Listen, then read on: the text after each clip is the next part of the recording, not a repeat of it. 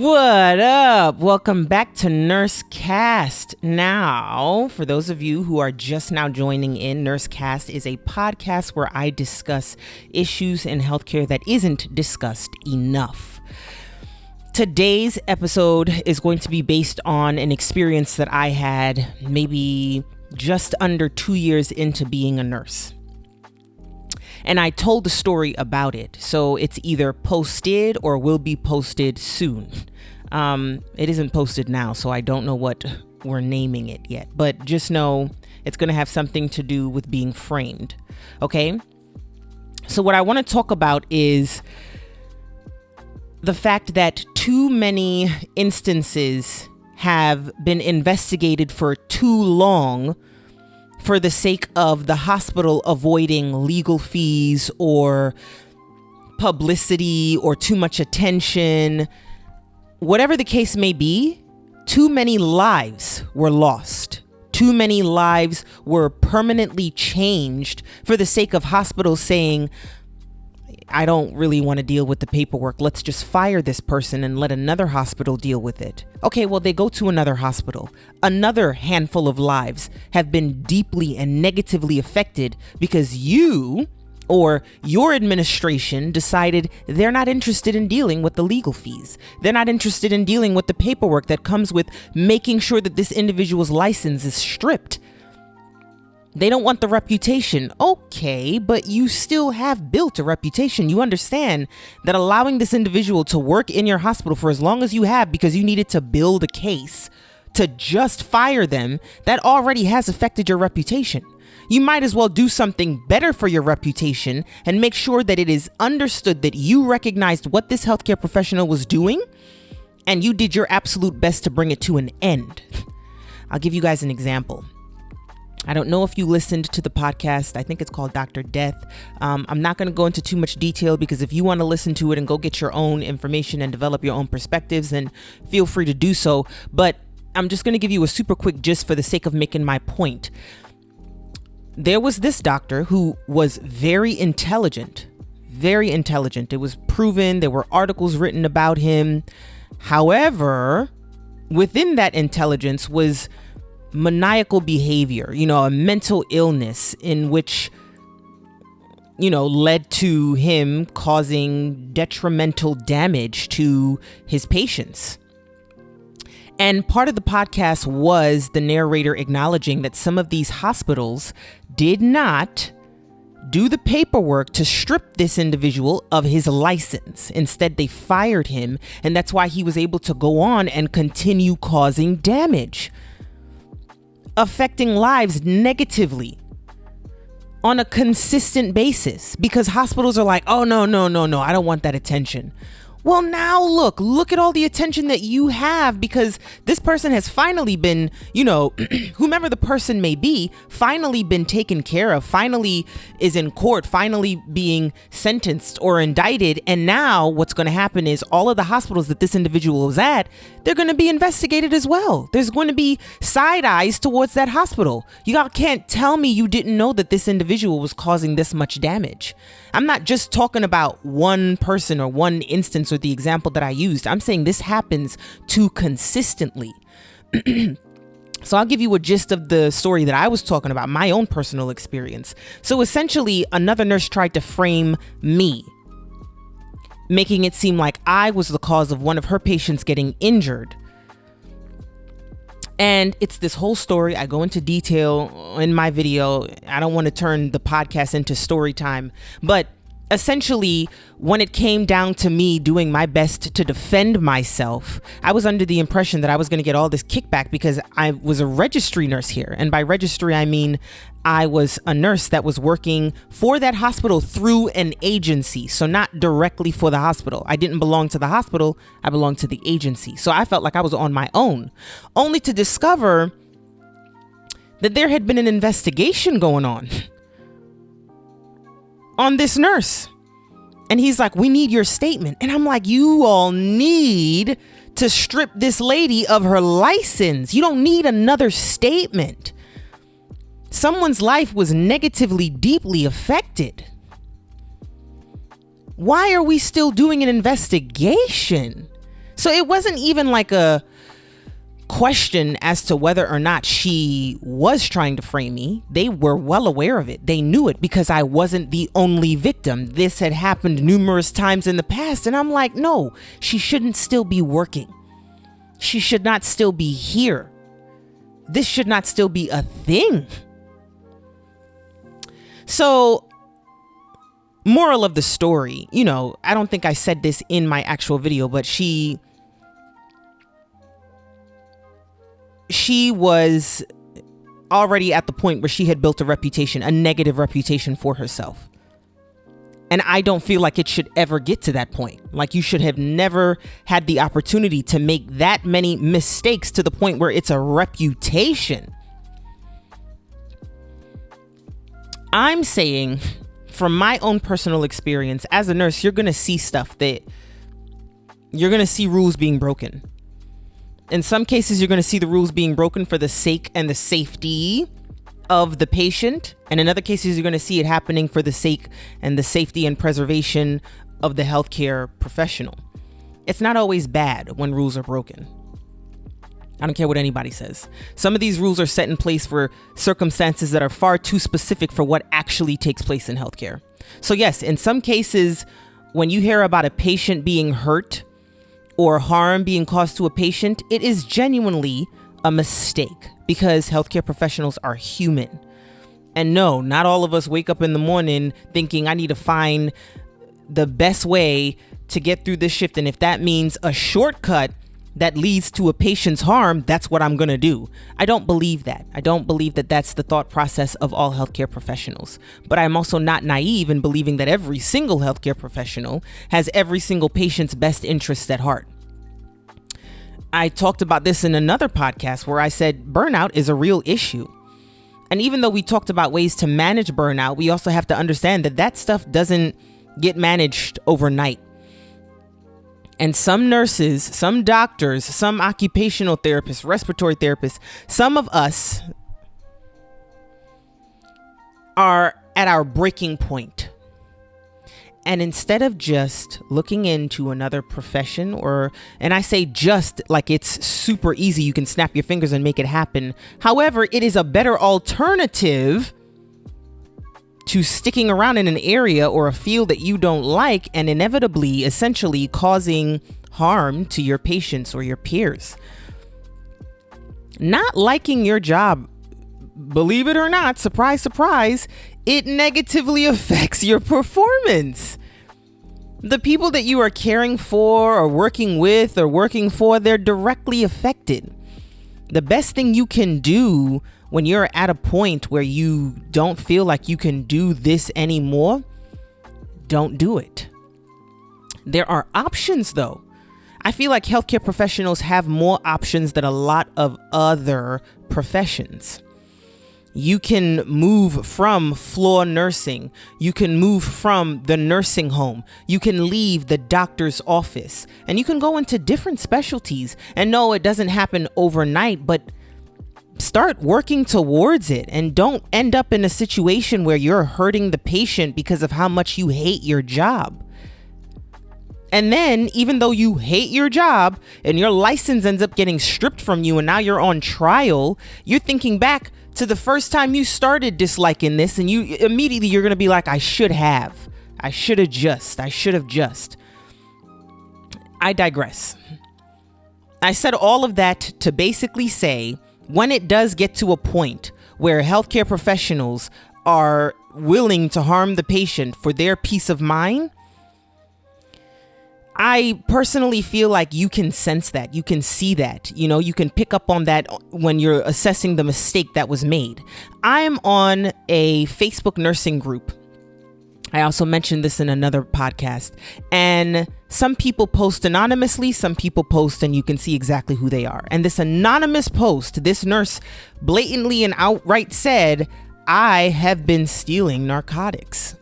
What do you think is going to happen? Because I'm pretty sure they're on to me. This is what I mean when I say when you are at a point, easier said than done, I understand, but now look at the alternative. When you are at a point where you are beginning to do things to preserve your peace of mind that is far beyond anything that is acceptable. I'm not just talking about little minor shortcuts that nurses develop to get through the shift. That's not the same. It's not synonymous. I'm talking about higher level stuff like stealing narcotics, like pretending that another nurse caused harm to a patient that you caused harm to. I'm talking about like big stuff. When it's getting to that point where you are okay with risking your license to do these things, these are the things that are bringing you more peace because of how much peace this profession stripped from you. Something needs to be done. At this point, we got to think about the patient. The patients don't deserve the receiving end of you hating where you are. Now, I don't want this to be 110% negative. I'm saying what I'm saying about hospital administrations and burnout because I genuinely do mean that. But I'm not saying all of that because I genuinely do believe that everybody is like that every single nurse or every healthcare professional wait until it's too late to acknowledge that a change needs to be made. No. There are so many nurses that I work with in the field that I'm in now, and they say to me on a repeated basis, I am so glad I made that switch. I'm so glad I work here now and not there. Plenty of nurses are mature enough to understand when they have to switch, when they have to make a shift. Some people I've met, like my tattoo artist used to be a nurse. She was like, no, I knew when it was time for me to stop. And I stopped and I switched professions. And again, I understand that that's easier said than done, but you have to look at the alternative. You have to look at all of these cases, all of these healthcare professionals that end up in court because they made decisions based on their burnout, or they made decisions that was a direct connection to the fact that they were at a point where they hated their profession. They were depressed, and you start making decisions based on that, and you don't even always realize it. So I think that not only do nurses have to take accountability, or healthcare professionals everywhere have to take accountability for when they're beginning to genuinely dislike the life that they're leading, the profession that they're in, but hospital administration also needs to kick in. It's a much bigger picture. Much bigger picture. We need support. We need more of a backbone. Sometimes we do need our hands held. More work from you guys, hospital administration, needs to be deposited into these nurses in order to prevent that burnout, in order to prevent situations from being investigated for too long at the expense of not just the expense, but, at the loss of a patient, at the harm of a patient. We could do better. We could genuinely do better. Absolutely, positively, 110%. I feel like this mic is gradually trying to get away from me.